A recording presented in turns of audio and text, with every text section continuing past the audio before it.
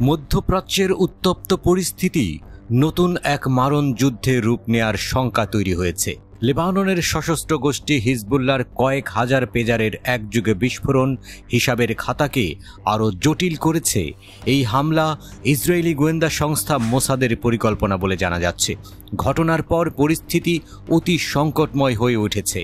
মঙ্গলবারের এই বিস্ফোরণের ঘটনায় 12 জনের প্রাণহানি ও প্রায় 3000 মানুষের আহত হওয়ার ঘটনা ঘটেছে। নতুন এক প্রতিশোধের খেলা শুরু হয়ে গেছে।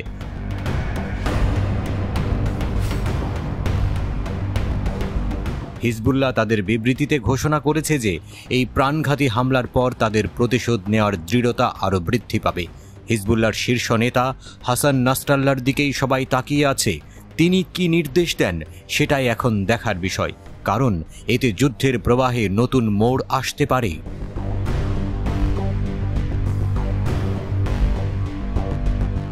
গোয়েন্দা সূত্রে জানা গেছে, বিস্ফোরণের জন্য ব্যবহৃত পেজারগুলো মূলত তাইওয়ান ভিত্তিক গোল্ড অ্যাপোলো কোম্পানির। সেগুলোতে ইসরায়েলি গোয়েন্দা সংস্থা মোসাদ বিশেষভাবে মডিফাই করে বিস্ফোরক বসিয়েছে। এটি গোপন সাংকেতিক বার্তার মাধ্যমে এই বিস্ফোরণ ঘটানো হয়েছে, যা প্রতিরোধ করা ছিল প্রায় অসম্ভব।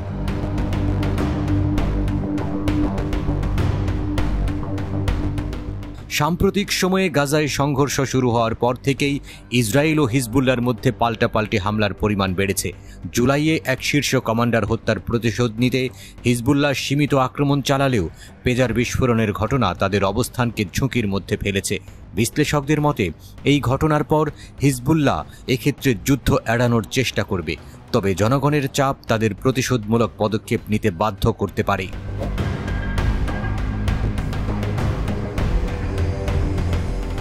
এদিকে মার্কিন সরকারের পক্ষ থেকে সংঘাতের বৃদ্ধি প্রতিরোধে কূটনৈতিক সমাধানের প্রয়োজনীয়তা অনুভব করা হচ্ছে।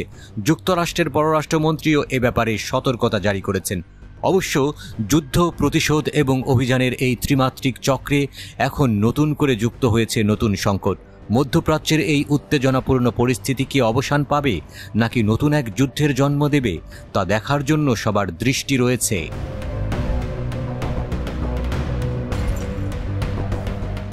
এদিকে ইরানের প্রেসিডেন্ট মাসুদ পেজেশকিয়ান লেবাননে ঘটে যাওয়া পেজার বিস্ফোরণের ঘটনার তীব্র প্রতিক্রিয়া জানিয়েছেন।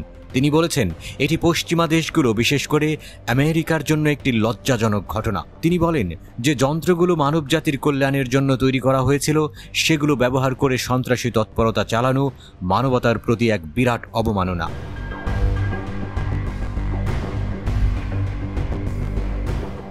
ইরানের প্রেসিডেন্টের দাবি, লেবাননের এই ঘটনা একটি স্পষ্ট বার্তা দেয় যে পশ্চিমারা যুদ্ধবিরতি চায় বলে মুখে দাবি করলেও বাস্তবে তারা ইসরায়েলের হত্যা ও নির্যাতনের পক্ষে দাঁড়িয়ে রয়েছে।